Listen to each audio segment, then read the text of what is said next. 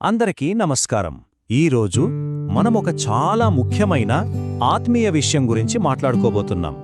Doctor Shankar బాబు గారి విశ్లేషణ ఆధారంగా సంఘ సహవాసాన్ని నిర్లక్ష్యం చేయడం ఎంత ప్రమాదకరమో హెబ్రీ పత్రికలో ఎలా చెప్పారో చూద్దాం.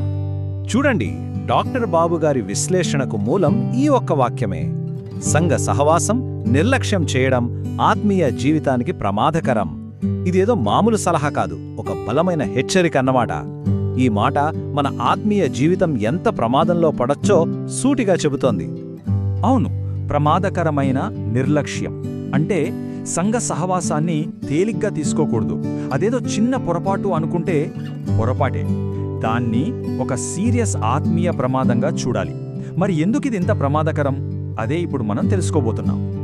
సరే, మరి దీని గురించి బైబిల్ ఏం చెప్తోంది? ఈ విశ్లేషణకు పునాది అయిన హెబ్రీ పత్రికలో దీనికి చాలా స్పష్టమైన ఆజ్ఞ, పరిష్కారం కూడా ఉన్నాయి. ఇక్కడ చూడండి, ఈ వచనంలో ఒక మాట ఉంది: కొందరు మానుకొనుచున్నట్టుగా. అంటే సంఘంగా కలవడం మానేయడమనేది ఏదో ఈరోజు మనకున్న సమస్య కాదు. ఇది మొదటి శతాబ్దంలో కూడా ఉంది. అందుకే ఆ రోజుల్లోనే ఈ ప్రోత్సాహం, ఈ ఆజ్ఞ ఇవ్వాల్సొచ్చింది. ఇక్కడ మనం ఒక విషయం బాగా గుర్తుపెట్టుకోవాలి. ఈ ఉత్తరం రాసినప్పుడు దీన్ని అందుకున్న వాళ్ళు చాలా సంతోషంగా, సౌకర్యంగా లేరు. వాళ్ళు తీవ్రమైన ఒత్తిడి, హింస, శ్రమల మధ్య బతుకుతున్నారు. అలాంటి పరిస్థితుల్లో ఉన్నవాళ్లకు ఈ ఆజ్ఞ ఇవ్వబడింది. సో డాక్టర్ బాబుగారు ఈ వచనాన్ని 3 ముఖ్యమైన భాగాలుగా విడదీశారు. 1, ఆ దినము సమీపిస్తున్నది, అంటే క్రీస్తు రాకడ దగ్గర పడుతోంది కాబట్టి కలవాలి. 2, ఎలా కలవాలి? మామూలుగా కాదు, మరీ ఎక్కువగా కలవాలి. ఇక 3వది చాలా ముఖ్యమైనది: అసలు ఎందుకు కలవాలి? ఒకరినొకరు ప్రోత్సహించుకోవడానికి, ప్రేమ చూపించుకోవడానికి, ఇంకా మంచి పనులు చేసేలా ఒకరికొకరం స్ఫూర్తినిచ్చుకోవడానికి. అంటే ఆలోచించండి, వాళ్లకు సంఘంగా కలవడమనేది ఏదో బరువుగా అనిపించలేదు. నిజానికి వాళ్లు పడుతున్న కష్టాల నుంచి బయటపడటానికి, బలాన్ని పుంజుకోవడానికి అదే వాళ్లకున్న మార్గం. ఒకరికొకరు ధైర్యం చెప్పుకోవడం, ప్రార్థన చేసుకోవడం, అదే వాళ్లకు కొండంత బలం. సరే, ఇప్పుడు ఆనాటి పరిస్థితి నుంచి మన ఈనాటి పరిస్థితికి వద్దాం. వాళ్ళు అన్ని కష్టాల్లో సహవాసాన్ని అంటిపెట్టుకునుంటే, మరి మనం ఎలాంటి పెద్ద శ్రమలు లేకపోయినా చిన్న చిన్న సాకులు చెప్పి సహవాసాన్ని ఎందుకు దూరం పెడుతున్నాం? ఈ పోలిక చూస్తే మనకే అర్థమవుతుంది.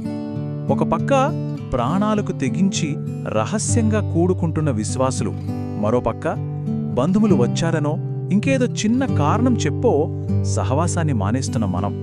అసలు మన జీవితంలో దేనికి ప్రాధాన్యత ఇస్తున్నామని మనల్ని మనం ప్రశ్నించుకోవలసిన సమయం ఇది. నిజమే కదా? డాక్టర్ బాబుగారు అడిగే ఈ ప్రశ్న మనందరి గుండెల్లోకి సూటిగా వెళ్తుంది.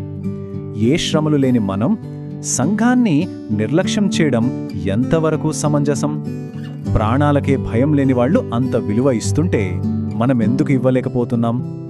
ఉదాహరణకి, ఇంటికి చుట్టాలు వచ్చారని చాలామంది అంటుంటారు. అది తప్పేం కాదు. కాని డాక్టర్ బాబుగారు ఒక మంచి సలహా ఇస్తున్నారు.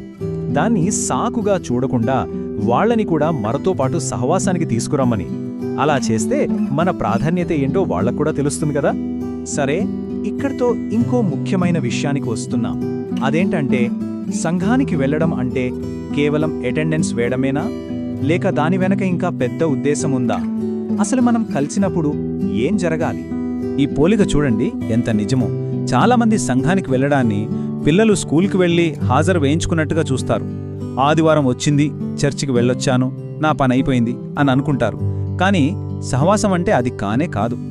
మరి అయితే నిజమైన సహవాసం అంటే ఏంటి? అది కేవలం స్కూల్ అటెండెన్స్ కాదు. కలిసినప్పుడు రాజకీయాల గురించి, సినిమాల గురించి పైపైన మాట్లాడుకోవడం కూడా కాదు. నిజమైన సహవాసం అంటే ఒకరికొకరు ధైర్యం చెప్పుకోవడం, ఒకరిపై ఒకరు ప్రేమ చూపించడం, మంచి పనులు చేసేలా ఒకరినొకరం పురికొల్పుకోవడం. అది అసలైన సహవాసం. ఈ పురికొల్పడం అనే మాట చాలా శక్తివంతమైనది. దాని అర్థం ఏంటంటే, మనం యాక్టివ్గా ఉండాలి. మనం ఏదో సైలెంట్గా కూర్చోవడం కాదు. మన తోటి విశ్వాసి జీవితంలో ప్రేమను, మంచి పనులను రేకెత్తించాలి. అంటే వాళ్ళను మోటివేట్ చేయాలి, ప్రోత్సహించాలి. ఇది పాసివ్గా ఉండేది కాదు, చాలా యాక్టివ్గా చేయాల్సిన పని. మనం ఈ విశ్లేషణను ముగించే ముందు డాక్టర్ బాబు మన ముందుంచిన ఈ ప్రశ్న గురించి ఒక్క క్షణం ఆలోచిద్దాం. ఎన్ని రోజులయ్యింది మనం ఒక తోటి విశ్వాసిని ప్రోత్సహించి వాళ్ళని ప్రేమతో మంచి పనుల వైపు నడిపించి ఎన్ని రోజులయ్యింది? ఈ ఒక్క ప్రశ్న చాలు మన సహవాసం ఎంత నాణ్యమైనదో మనకు మనమే అంచనా వేసుకోవడానికి.